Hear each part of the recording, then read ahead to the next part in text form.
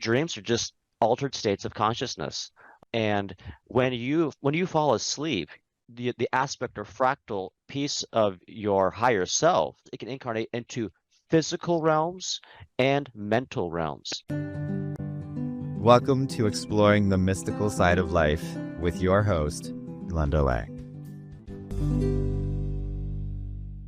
Hi, this is Linda Lang from ThoughtChange.com. We are exploring the mystical side of life once again this week.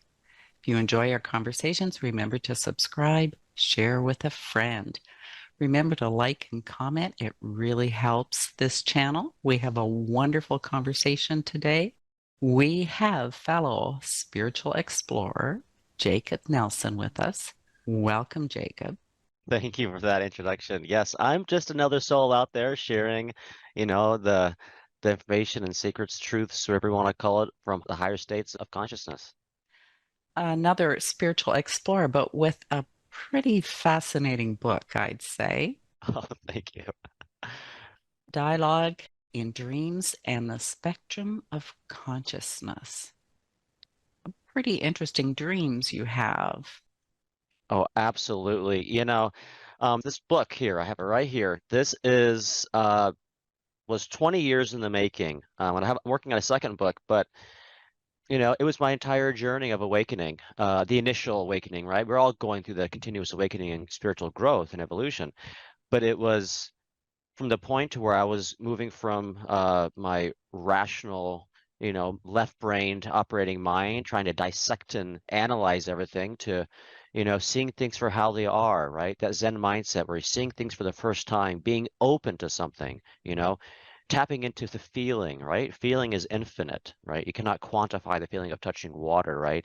I'm not trying to dissect it. I was just trying to absorb it. So in the book, I moved from the left brain all the way to the right brain, and then all the way back to the middle to where I found out there was a middle way, right? We've heard that before in many different teachings, the middle way, and it's to see how we can balance both because reality is everything. You are everything, and understanding the polarities. So you first see things as polarity, and then you go, wait a minute, there's also that higher perspective of all views. Oh, right. So there's that non-dual aspect as well. So I went on a 20-year deep dive into my inner self, inner engineering, to just simply explore what I was experiencing. And it was just so magnificent. I had to share it with the world. And so that's where I am today. I've just been recently cracked open. Um, the big crack, I had these a lot of small chips over the years, but the visions got so intense to where, first you have these dreams, right? There things are morphing and so forth, but it moved from morphing to more stability. It was like things were hardening.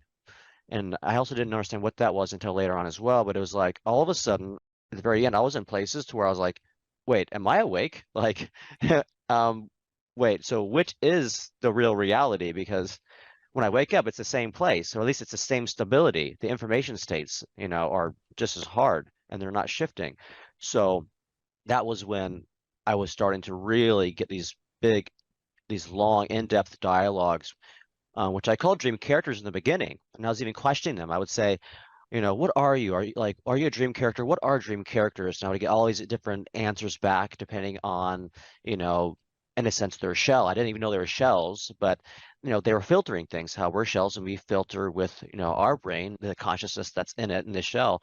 And some would say, something as simple as, oh, I think it's in the Bible. I'll look that up. Or some said, oh, it's the government is probably controlling this. And then, others I would meet seem to be, much more divine. And it was interesting because they don't respond right away. It's like as if they already know what you're seeking and looking for. They just kind of listen to you and they'll kind of nod their head and say, come walk, There's, kind of like a parent, and that it's like, I know, child, I know what you're looking for. Let me just kind of ease you into this and kind of show you a few things, maybe through metaphor, and kind of give you some simple answers. And then it's usually just, it's quite simple how they say it, but it's simple, but there's a lot to unpack. And it's not until you wake up that you go, oh yeah, I got to unpack that for a while. That's deep.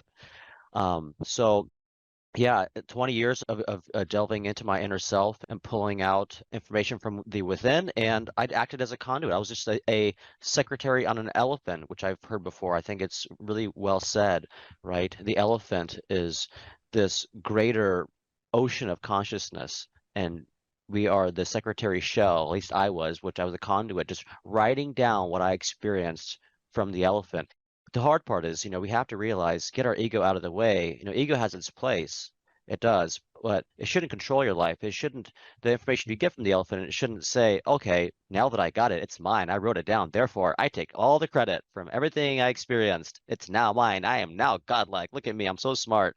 It's like, uh-oh, careful. Yeah, maybe we gave it to the information to you too fast. You got to be responsible with it and realize it was given to you, it was granted to you to share, not to claim. So, Jacob, let's be really clear here. The wisdom that's come through you or that you became aware of came to you through the dream world, right? Absolutely. And this is something I've been trying to clarify. I'm trying to create a renaissance of dreams to help people understand that everything is consciousness. There's nothing but consciousness. So the dream, so-called dream world, which is, there's two of the hardest things, and you'd say in science today, two of the hardest problems are dreams and consciousness. No wonder that, because they're related, because they are basically the same thing. Dreams are just altered states of consciousness. And when you fall asleep, you're the aspect or fractal piece of your higher self. As we know, like, here's your soul and it's incarnating into another realm. It can incarnate into physical realms and mental realms. I think many people have noticed that Terrence Howard started to come out and started to kind of share some of his knowledge of things and sharing the flower of life. And he has some really good information. There's one thing I want to add on to what he received, but I have the knowledge to kind of share what that actually is that he pulled out. And that, I think he pulled out between, he says that, these spheres are overlapping when you put it into a 3D space. But the gaps between the spheres is a void. And that void, that shape, that void between the spheres is the mental realm. And the energy discharge between the spheres fluctuates. The closer you are to a sphere, it'll be more stable. And if you're in a different part in the void between a sphere or many spheres, it's going to be more or less unstable. So that's when you have more of the morphing dreams. So depending on where you are between the energy fluctuations between the spheres, your dreams will be more stable or unstable. And basically it's everything is light. Consciousness is light. You're a photon of light. And it can be in different information states. It can be, in a sense, liquid or frozen, right? And all states in between. So there's that spectrum of consciousness, the densities, the phases, like this liquid and solid light. And in more than one place. Absolutely. Absolutely. Yeah, so dreams are just these different states. Some people have a hard time distinguishing between what is a dream and what is an out-of-body experience. You could say, oh, it was a dream, but maybe that was more of an out-of-body experience. Or maybe you're tapping into some kind of records of some sort, the information field records, the Akashic records, you may call it. So you're just tapping into different states and these different, you could say realms, but yeah, different states of consciousness, different densities. So you could fall asleep and maybe go, oh yeah, it was like a dream, but I was kind of observing what looked like a physical world, but I wasn't in it. Oh yeah, maybe you were detached from a shell, but you were kind of observing some other world or a different timeline. And other times you go, well, no, I was definitely in the world. I was there, but it was morphing a lot or it wasn't morphing a lot. So it depends on if you're identifying with a shell in a different place or you're detached from a shell and exploring something. So it depends, but I say everything is they're all just dreams. This is a dream. If you're within creation, you're in dreamland of some sort. And I was actually shown what reality looks like from the void. So the void is like a eternal pregnant mother. And the baby inside, you can say baby boy, if you want to go with that. It's a beautiful sort of concept of the mother and child and this boy, likes to go off on these adventures in his backyard, and the mother's in the kitchen, and she's just looking out her window in the backyard at her little boy. He's 5 or 6 years old, playing with a foam sword out there, and and he thinks he's off on majestic adventure, and he's having these great explorations into these dark depths of the forest, or he's closer to the house where he's in more of this divine presence where he's just talking with friends and his uncles and aunts, and the farther away he is from the house, he's off into the wilderness and he's scared, but she knows, oh, he's just out in the woods, he'll be back. And when he comes back, he'll want to share what he found. And she has this unconditional love and just says, "Oh yeah, come in, I'll feed you, and you can share with me what you learned." And the moment that this boy shares, she simultaneously learns herself and also has answers for it. Because it's like the mother is this unconscious, unconditional part of reality, whereas the boy is this self-aware, self-reflective being, which is the looping of the torus, where it's looping in on itself. And so the void is sort of abides by sort of fluid dynamics of some sort. So I don't want to say it's all fluid dynamics, but I want to say there's some sort of like a spectrum of the fluid within the void as well, because it's like infinite potentiality, infinite possibility, but it's all possible information states. It's everything that has happened, ever will happen. It's all been done there. And in this ocean of consciousness, this void, and it is like a liquid. That's why I say the ocean of consciousness. And when a piece of the ocean, which is just observing this unconscious observation of awareness, just being aware, just being present, and it's observing this boy, this creation. When it has an intention of some sort, it'll get pulled into the vortex. We call it the vortex, and it is. There's two vortices that come together. You call it polarities, male and female, that come together, and they spiral in. And when they hit in this fluid, in the center, there's a big splash, and inside of it creates a torus. And apparently, that's actually what happens according to fluid dynamics when you have these two vortices that clash. It creates a torus, and in the center is this nth dimensional toroidal sphere. It's nth dimensional. And so when I was looking at it, I was looking at it from a certain dimensional space, but I was unable to perceive all the possible dimensions. There's just too much. I was only perceiving what I could perceive, but I could tell that there was more layers within layers of this onion of a torus. Who knows how many dimensions are happening right now? That boy is creating all of these dreams because it becomes self-aware. As we know, where attention goes, energy flows. Where intention goes, energy grows. And so if you're aware and then you have some sort of curiosity, now you're building intention, right? So your attention, well, first of all, your attention, the energy went there just to focus on something, attending to a certain thing within this creation. And then if you have an interest, that intention can get you pulled in. And that's what's called being birthed from the void. And you get pulled right into the vortex. And once you're in the vortex, the first thing, usually higher vibrational beings, wiser beings, oh, somebody popped in, somebody came in, and they'll greet you, and they'll usually say, well, oh, you're here, and they'll kind of welcome you and talk about what was your interest when you first came here, and then based off your interest, they'll kind of send you off. Well, if you want to. The thing is, you don't have to go anywhere. You don't even have to be birthed. That was up to you. You had an interest, and you're just curious, and you kind of went in there. But you don't have to play in the backyard. You saw something from the window of the kitchen. You go, that was interesting. What was that boy doing? And then the mother has an intention of some sort. And then all of a sudden she splits herself and another little boy pops out from the kitchen and walks to the backyard and starts kind of playing out there. It's another reflection of itself. And now you have a couple boys back there playing. There's more reflections playing with each other. But it's all still the same boy, just in different perspectives of the boy. I have a couple of questions for you, Jacob, because it's fascinating to me. You had this really rich, vivid dream life Yeah. that helped you to unravel consciousness, I'll say. Yes. Let's talk a little bit about lucid dreaming and how you interpreted the dreams. Yeah. Lucid dreaming, as many know, being aware that you're dreaming within a dream, which is, it's tied in. There's so many layers to lucid dreaming and how it's related to self-awakening and also reality itself. Because being aware that you're in a dream is very similar to the mother popping into creation and splitting herself and becoming the boy and experiencing that. Because as soon as she has an attention and goes from the void into the vortex and gets sucked into that torus, into creation, she becomes self-aware because that was the attention. There's that loop now, like, oh, I was that, and now I'm this, and there's this kind of looping back and forth of realizing what's happening and who I fully am. because when you're just the void, it's sort of everything. But to experience the finite is to experience the other side of infinity. And so lucid dreaming is sort of the same thing. It's like when you're not lucid, it's like you're aware that things are happening, but it's not until you become lucid till you go, oh, okay, now I'm fully feeling all possibilities and one perspective, one look at it. It's like you're seeing all the dream and all the information is being absorbed within you and things are moving around, all the activities there, and you're all the activity.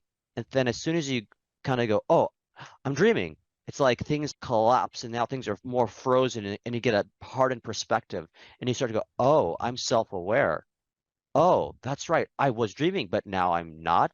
But wait a minute. So what was I before? And you start to see that Mobius strip, that strange loop start to really move into high gear and you go, I think I'm starting to get it because you you have to see all sides, you know.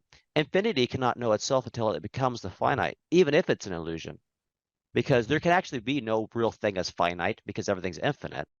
So we have to create really strong illusions of the finite called these dreams. And they get pretty real, as we know. Like this seems pretty real, you know. We come in here, we think, oh yeah, this is hard. You know, there's no way that I'm dreaming. But this is pretty down deep into the dream, you know. If you think about Inception, it's like you went many layers into the Inception. You know, you're so far deep, you're like, this is real. Like, no, you went many layers deep into the dream. So, what would you say to people who don't remember their dreams? They're dreaming, they just don't remember. I get that a lot. And there is a reason, and more people are going to have richer and richer dreams. So, first of all, everybody's dreaming. Everybody dreams. And dreams are basically adventures of consciousness. So these are shells, and your fractal, your aspect of your soul, of your higher self is in here. And it's like this is a classroom. And, you know, you can't stay in class all day. You need to go home and have a break. So when you go to sleep, your soul says, okay, class is over. Let me go have fun. Let me go to some of my favorite realms, some of my favorite places, go meet these other friends. And it's happening all the time. The reason why you're not aware that it's happening, which I've always been sort of aware, and like I'm always aware of where I go when I sleep, of where my soul is basically my after school curriculum. I'm aware of my extra activities. And depending on your frequency, your vibration.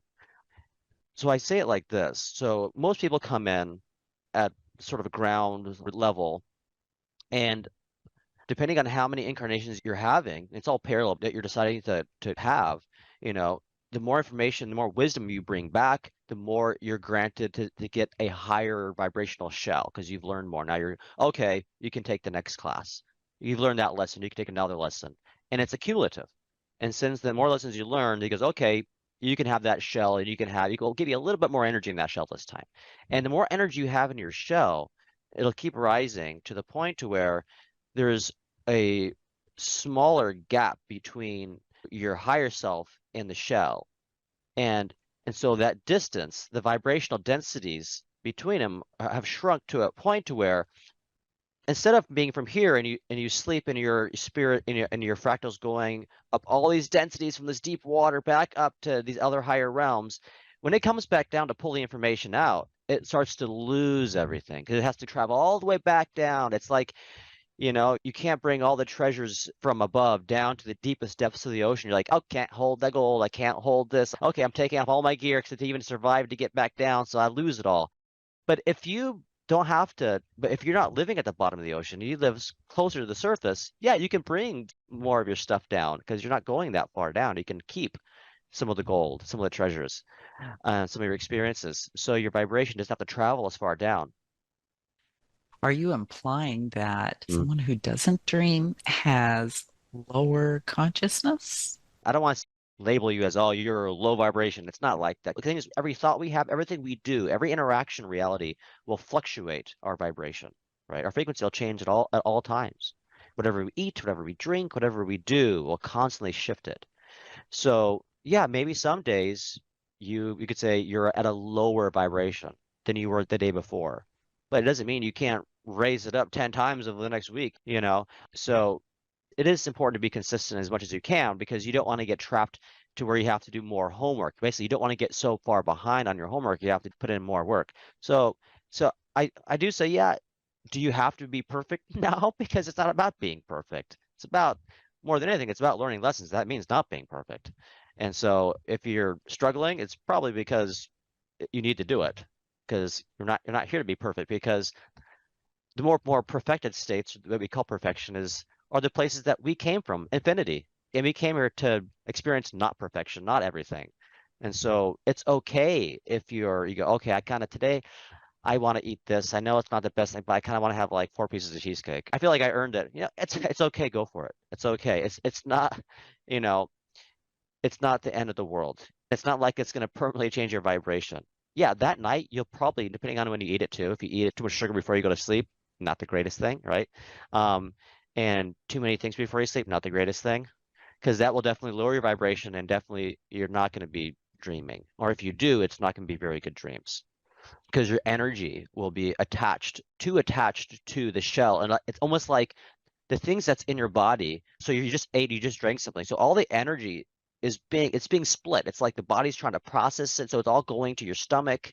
So if you don't eat anything and you're just like fasting, it's like the energy can just pull right out of your body and it's clean. And since it's pulled more out, you're not as attached to it and you have these cleaner, nicer dreams. But if you're too attached, it's like it still has these fragments that are kind of stuck. And because it's stuck, you think of it like a string, these like sticky strings. So you have these fluctuations between good dreams and also the string going to the lower densities, lower astrals, where your energy is also there going through these densities to where you encounter the dark stuff too, right? So that's why you're kind of stretched out between. You didn't fully pull out. So that's why you have experiences, dark beings and negative dreams, entities and whatnot. But yeah, you're definitely always dreaming, and you can pull it. The higher vibrational you are, you can pull them back down. In numerology, I'm a 3811, so I came in with just a little bit higher vibration. Doesn't mean that I can't go back to zero. It just means, be responsible with the extra kick you got. It just means more homework. Nobody's superior. Just some people come with extra homework. Also, in order to accomplish the extra homework, they say you're going to need a little bit of extra energy to kind of get that extra homework done, which but also allows me to, you know, be at a high vibration, naturally. If I'm good and don't abuse my temple, then I can just pull all those treasures back because I'm closer to the surface. Let's talk about that for a moment. Abuse of the temple. What does your temple have to do with your level of consciousness and being able to access the understandings? Yeah. Yeah. The temple, right, is our shell, our body. And this is the impermanent piece of reality, right? This is the perspective lens, right? Well, for us, it's the physical world, and we are granted a beautiful little shell. We may not like our shells, but we chose our shells for reasons we don't always know until later. And there's not very many of them, right? There's an infinite queue of souls that want to get into Earth, and they can't because there's only, what, 9 billion shells. So if you got one, be thankful, be grateful, because there's a lot more than 9 billion souls. And so these temples, there's only 9 billion of them. You got one of them, you got to be grateful for that temple. And that temple is what houses that fractal, that piece of your soul to kind of experience, right? It's where the infinite gets dropped into the finite game, the finite perspective to say, oh, so this is what it's like to be attached to a particular perspective, right? And that's what we are. We are attaching to a perspective of something because we want to experience the finite, a piece of the infinite, not all the infinite, but a piece of it to become a piece of it. And so in order to fully learn our lessons, you have to make sure your temple's clean, right? If you don't clean your temple, make sure it's taken care of, you're going to probably, mess up that temple. You can ruin it, then you're going to have to talk to your guides again after you die. When do you want to go back? Do you want to go back? You ruined that temple. Tell me what went wrong. I'm not judging you, but walk us through it, and maybe you can, get another temple, but definitely, it's a learning experience because not everybody wants to stay in their shell, right? And they go, it's hard. The lessons are hard. Screw my temple. I'm out. I'll just abuse my temple. Um, and some people are aware. You could even be very spiritually aware of everything and still go, wait a minute, I know everything and I'm going to abuse it.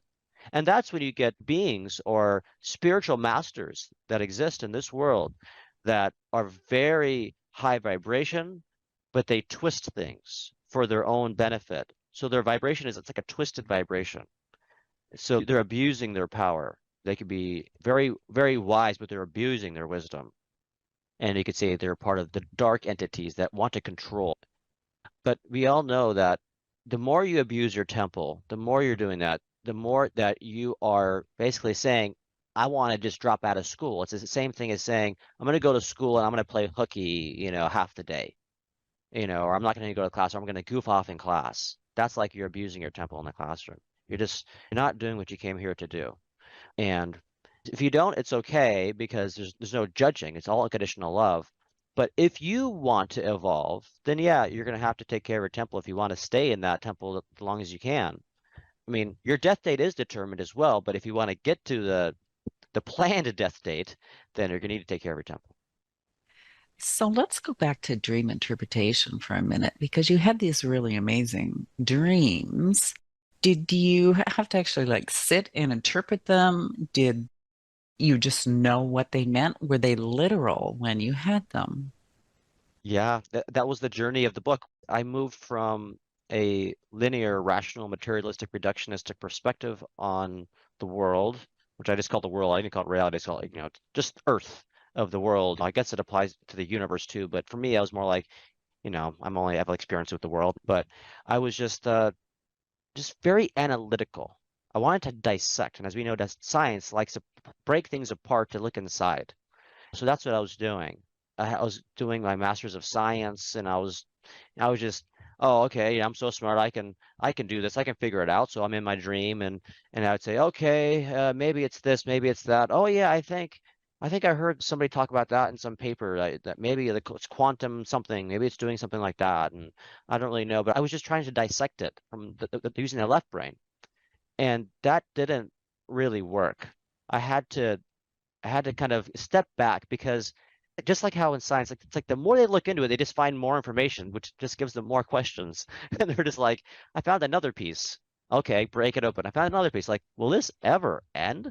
I just keep finding more and more, and I go in there and I keep finding more questions, and it keeps getting more complex. And I'm really lost because there's just more information now, and I have more questions. I'm getting very little answers. And so I had to say, well, maybe it's not the right way to look at it. And I had to take a Zen approach. And I had to get into a sort of a Zen way of looking at what I was experiencing, which means looking at it for the first time, looking at it without judging, to experience it, to feel it, not to think about it. Because I was using the ego to think about it. And I was leaving the heart out, I was leaving feeling out of there. It was a very dry approach. And then I go, okay, let me just feel it and not think. Let me just feel what's happening. And I was like the floodgates open. I was getting all this information. The experiences were getting much richer. It was like I took off the negative belief. I took off something that was blocking me because the science was saying, oh, it could not be this. There's no way it says it's probably this because I read that somewhere. And so I always blocks. But once I unblocked everything and opened to all possibilities, that's when I was getting flooded with parallel incarnations, parallel selves, really rich and deep stuff. It was like I was going into other realms. It was like everything exploded. But also, once I exploded, it went towards the feeling, and I got lost into the feeling. Before, I was like explaining the fractal nature of things and talking about the mathematics and how it works. And then I was like, moved towards the middle of the book. I was like, okay, now I'm like basically doing the opposite. I'm like going into feeling and I was going into the womb, the mother, and just experiencing everything, all of reality, and forgetting about the boy and forgetting about his perspectives, his, way of looking at a particular thing and how he's going through it. And then at the very end, I realized, oh, it's both, right? It's like it's about being able to kind of work with both that being everything and one thing and multiple things. And that was the beauty of it is being able to work with the dual, non-dual nature through dreams. How did you function when you had these dreams? Not easy at all. I always felt like an alien, an outsider, never felt human. I was just always just the oddball. But at the same time, I also felt like I feel like I know something or I was here to do something big and I don't know what it is. I also feel like I just know something, there's something happening that's very important, very sacred. That's why I started writing it. I wasn't even spiritual at the start. I was just exploring because I thought it's like a scientific curiosity. Just I thought I was exploring my own mind. I was like, oh, this is cool, kind of doing some kind of experiment on my mind. And I was just exploring and having fun with it. I wasn't expecting anything, you know. I wasn't spiritual. I was just exploring. And but these explorations, even though scientific and not spiritual, were also making me, I guess, thought of as strange in the scientific community. I talked to people that are definitely left brain thinkers and like, that's pretty fringe. Like, because it's not scientific enough. It's not accepted enough within the community. So that sounds a little bit woo-woo. Even though it's not really spiritual, it sounds a little bit like I don't know what you're doing. And like somebody once told me, said, "Oh yeah, you're doing like phenomenology, which is basically looking within your mind and like doing experiments within your own mind, things like that of consciousness." And phenomenology is considered like fringe woo-woo science because it's all subjective, so you can't, really test it. So, um, I was considered woo-woo from the left, and then when I went towards the right, and I was started to talk about all these deep truths even on the right, I was too far right, and then people are saying you're talking about these really crazy like right brain things, talking about like these vortexes in the void, and talking about realizations that gravity is the vibration of thought and time is the frequency of thought. And they're like, okay, now you're just really out there. Like, I don't know. Wherever I went, I was always too far in one direction. So I never felt that anybody understood me. But I didn't let it get to me because I knew it had to be shared with the world because I just thought it was just so fascinating. I just wrote them down. I didn't have any intention of what it was. I just kept writing every experience down. I had thousands of them. I compressed them down to like a few hundred that are in the book, but they're really key ones. And I just thought, regardless of what anybody says, I need to be me. I need to share this information. I know at some point people will start to see that there's things in here that are resonating. So I think it's just a matter of time. And I got to wake up a little bit earlier before everybody else in the house, just a few minutes earlier, so that I could clean the house a bit and get things prepared, get breakfast ready to wake everybody else up. That's it. Fascinating journey that you've had for sure, Jacob.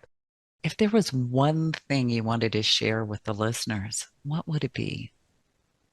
There's nothing to worry about. You're an eternal divine being, a soul. There's nothing to worry about. This is not the end. There really is no end. Yeah, shells have ends. Yeah, your temple doesn't last forever. But you, the being within the temple, you just walk out of that temple when the temple's falling apart. When the temple collapses, you just walk out. And then you can go back at another temple if you want, but it's not the end. They're just different stages and phases, different lessons.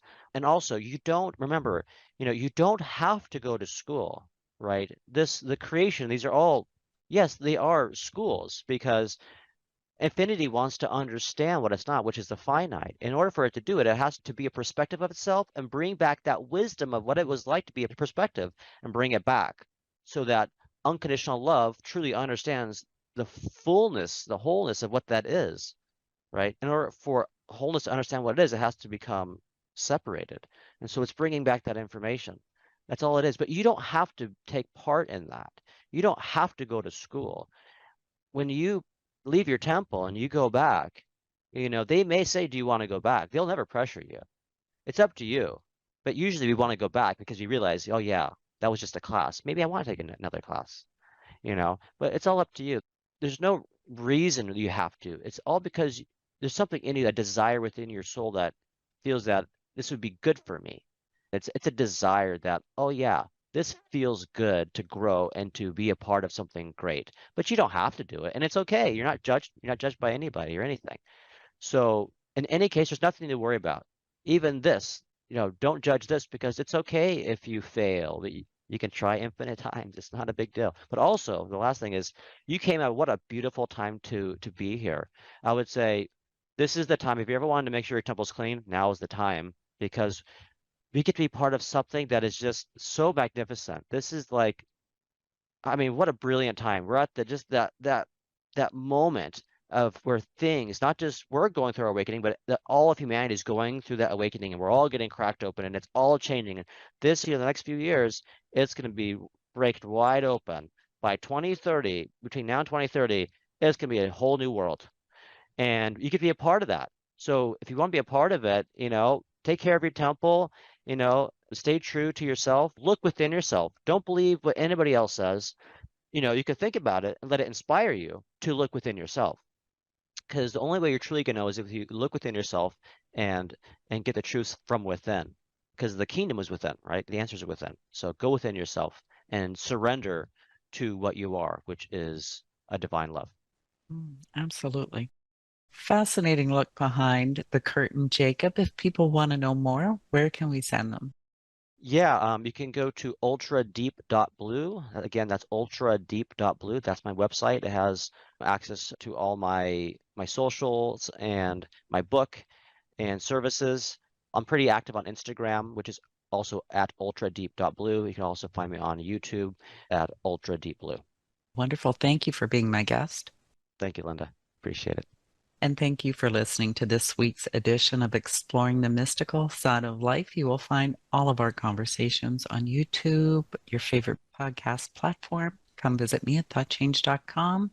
Do a little inner exploration because you're the most important thing in your life. That's it for this week. We'll see you again next time. Bye for now.